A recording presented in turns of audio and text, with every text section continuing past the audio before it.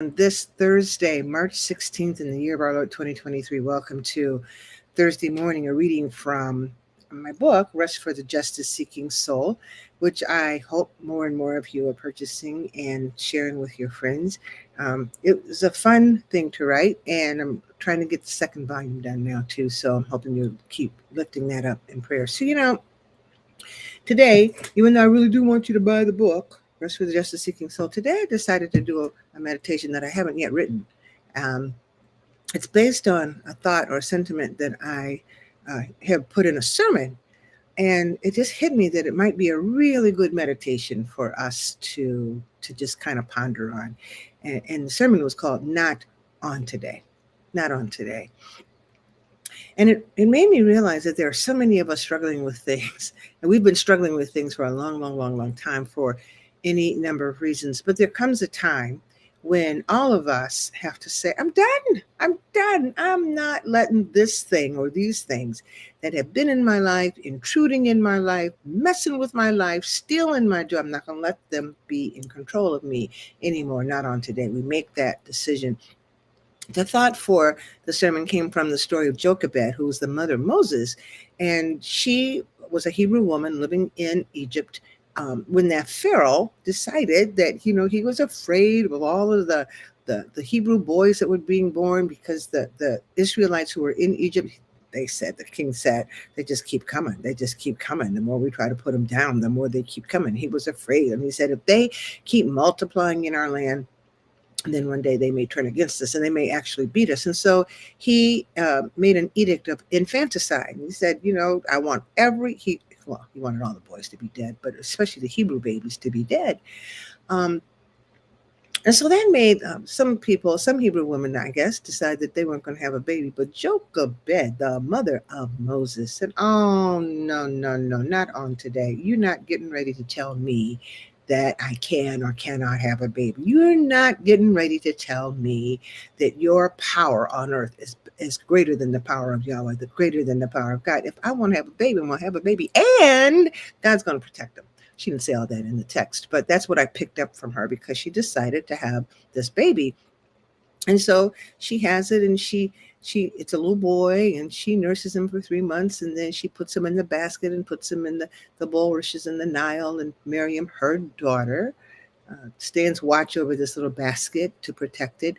And who comes along to and sees it and hears the baby crying, but Pharaoh's daughter. Now, interestingly, as Jochebed has said, not on today, she has inspired, and that's an act of resistance, having that baby. She has inspired that same spirit in her daughter, Miriam.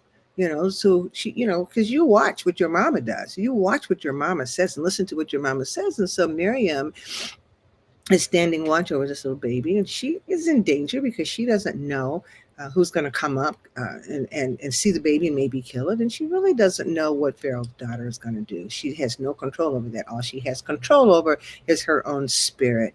And so when Pharaoh's daughter comes and decides that that's one of the Hebrew babies, Miriam comes up and says, hey, what you doing? Do you want me to find you somebody to nurse this baby? And of course, the Pharaoh's daughter says yes. And she was engaged in an act of resistance too. I'm thinking she's saying, not on today. Daddy, you've been too oppressive to me. I'm not doing it. I'm not going to buy into your edict that all these babies have to be killed. She could have called the authorities, law enforcement, or someone close to her, papa, but she did not. So when Miriam says, do you want me to find somebody to nurse the baby, because she wasn't going to do it clearly. Pharaoh's daughter says, yes, go find her, and whoever you get, I will pay her. So to me, it's just a funny story, and I go into a lot of detail about it in the sermon.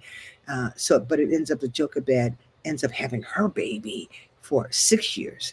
6 years. She was blessed to be able to have her baby, who was supposed to be murdered. She was blessed to be able to have her baby and feed him and teach him. She taught him those 6 years about who he was and what principles he was to stand up for. So she put that in him. And when he went to Egypt to be a part of the Egyptian family, royal family, he was really Jochebed's baby, just in another house.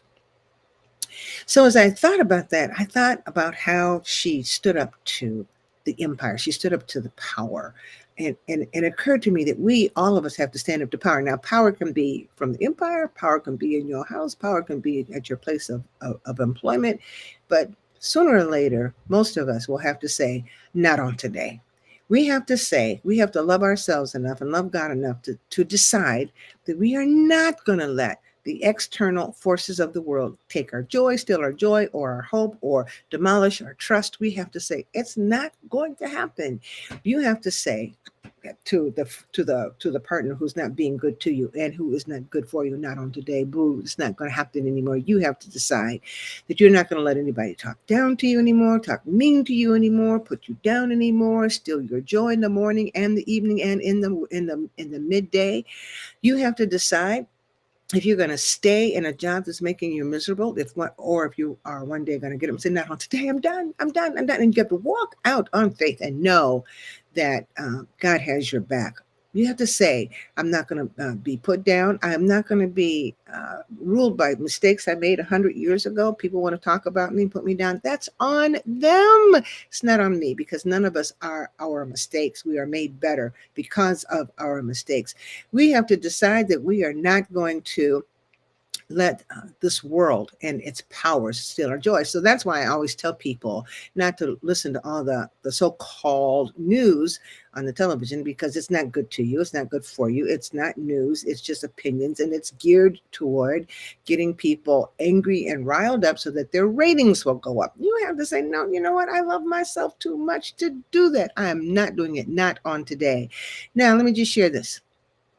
That once you say not on today, it doesn't mean that instantly you're going to be where you want to be, because it's a process. It's a process of moving from where you are to where you want to be. It's a process to change old habits into good habits. It's a process to get rid of old habits and to pick up new habits. It's a process. Just like forgiving is a process. It doesn't happen overnight. But once you begin to say it out loud, once you begin to say, you begin to feed your spirit and you feed your soul with a different energy, a different spirituality. You feed your spirit, and the more you feed your spirit that, the stronger you get, until one day you can and will get up and say, not on today, and mean it. You can be on your job and somebody say the wrong thing, and it's been too much. You know that they've not been good to you or for you.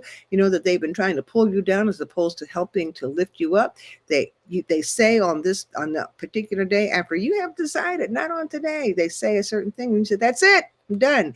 And you walk out and you go and look for the joy and the fulfillment that you deserve in your life. Now, sometimes people say not on today for the wrong reasons. If you need to go get help physically and emotionally, you say not on today. But that's self-defeating. I'm talking about saying no and saying not on today to powers and principalities that have been controlling you for too long. And it might be yourself. You might even have to say to yourself, not on today. I'm not going to put myself down anymore.